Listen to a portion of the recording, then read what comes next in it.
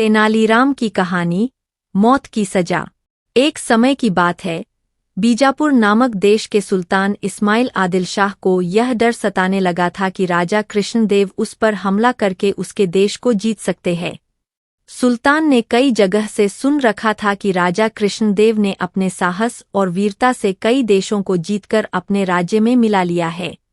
इस बारे में सोचते सोचते सुल्तान के दिमाग में यह ख्याल आया कि अगर उसे अपना देश बचाना है तो राजा कृष्णदेव की हत्या करवानी होगी।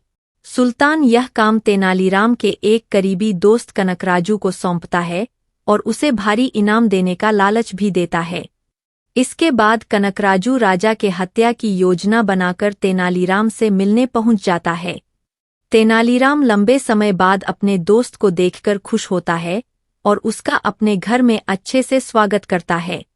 तेनालीराम अपने दोस्त कनकराजू की अच्छी तरह से सेवा करता है। कुछ दिनों के बाद जब तेनालीराम किसी काम से घर से बाहर जाता है तो कनकराजू राज कृष्णदेव के पास तेनालीराम के पास संदेश पहुंचाता है कि अगर आप इस वक्त मेरे घर आएंगे तो मैं आपको अनोखी चीज दिखाऊंगा। ये चीज ऐसी है जिसे आपने कभी नहीं देखा होगा। संदेश पढ़कर राजा तुरंत तेनालीराम के घर पहुंच जाते हैं। घर के अंदर जाते समय राज कृष्णदेव अपने साथ कोई हथियार नहीं लेकर जाते और सिपाहियों को भी बाहर ही रुकने का आदेश देते हैं। राजा के घर में घुसते ही कनकराजू उन पर छुरे से वार कर देता है, लेकिन राजा कृष्णदेव बड़ी ही चतुराई से कनकराजू के वार को रोक देते हैं और अपने सिपाहियों को आवाज लगाते हैं। राजा की आवाज सुनते ही अंगरक्षक वहां पहुंच जाते हैं और कनकराजू को पकड़कर उसकी हत्या कर देते हैं। राजा कृष्णदेव का कानून था कि राजा पर जानलेवा हमला करने वाले को जो आश्रय देता है उसे मृत्युदंड की सजा सुनाई जाती है। इसलिए तेनालीराम को भी मौत की सजा सुनाई जाती है। मृत्युदंड मिलने के बाद तेनालीराम राजा से माफी की गुहार लगाता है, लेकिन राजा कृष्णदेव कहते हैं, तेनालीराम, मैं तुम्हारे लिए राज्य के नियम नहीं बदल सकता।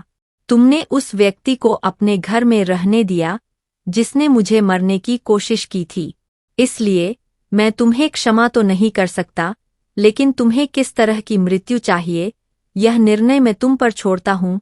इतना सुनते ही तेनालीराम कहता है, महाराज, मुझे बुढ़ापे की मौत चाहिए। यह सुनकर सभी हैरान हो गए और राजा कृष्णदेव हंसते हुए कहते हैं, तेनालीराम, तुम अपनी समझदारी से फिर बच गए।